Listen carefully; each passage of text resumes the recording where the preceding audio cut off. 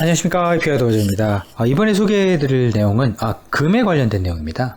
왜냐하면 사실 금은 안전자산이라고 평가받는 부분도 있지만 인플레이션을 해지할 수 있는, 인플레이션에 대한 어떤 디텍션을 할 수 있는 그런 자산으로 각광받는데요. 실제로 따져보면 사실 그렇지 않은 부분도 사실 꽤 많은 것 같습니다. 왜냐하면 금리가 오를 때에 금 가격이 강했던 적은 사실 별로 없습니다. 역사적으로. 통계적으로 구해봤을 때도 확률적으로 거의 90% 이상 금리가 오를 때 금 가격이 좋았다라는 사실을 사실 발견하기는 어렵고요. 그러다 보니 인플레이션을 해지를 할 수 있다라는 어떤 그런 문구도 사실은 어떤 측면에 따라서는 좀 맞을 때도 있고 어떤 측면만 봤을 때 좀 틀릴 때도 있고 사실 그런 것도 사실입니다. 그렇다고 한다면 지금 현재 글로벌 투자자 입장에서의 어떤 금은 어떤 상황인지 한번 보시는 게 훨씬 더 도움이 될 것 같습니다. 최근에 파이낸스 타임즈에서 ETF 기준으로 ETF 펀드들이 가지고 있는 금의 보유량이 여전히 되게 높다라는 코멘트를 놨습니다.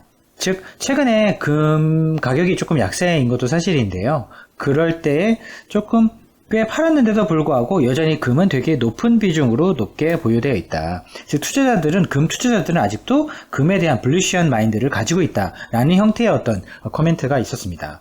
그렇다고 한다면 금 가격이 지금 최근에 조정받은 것들이 되게 인플레이션과 상관없이 그냥 약세인 것이냐에 대한 일단 의문점이 하나 있을 것 같고요. 그러면 향후에 금리가 그럼 오를 것이냐 내릴 것이냐에 대한 또 의문점도 하나 있을 것 같습니다. 따라서 지금 금 투자자들 입장에서는 사실 예전에 비해서 되게 규모가 되게 높다, 많이 보유되어 있다. 이게 사실은 이제 파이낸스 타임즈의 주장인데 보시는 것처럼 예전에 비해서 많이 들고 있는 사실인 것 같습니다.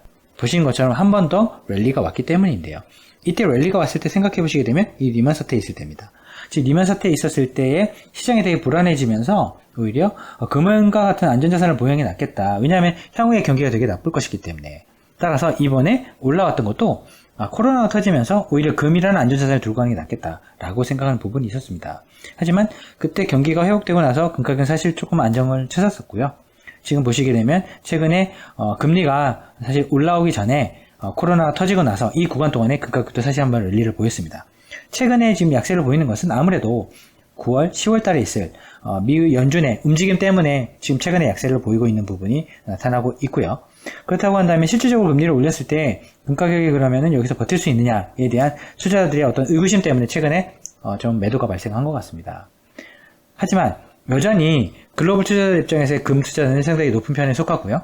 만약에 실질적으로 금리를 내리게 된다라고 하게 되면 오히려 금 가격은 올라갈 가능성이 있고 반대로 금리를 올리게 된다라고 했을 때는 금 가격은 떨어질 가능성이 있다라고 보는 것이 훨씬 더 합리적인 금에 대한 투자의 어떤 로직이 아닐까 싶습니다.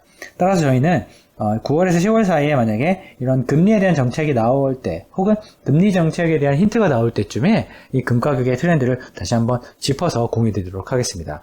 하지만 저희는 지금 글로벌 자산의 포트폴리오나 글로벌 포트폴리오를 구성함에 있어서는 저희는 금은 일단 보유하고 있지 않습니다.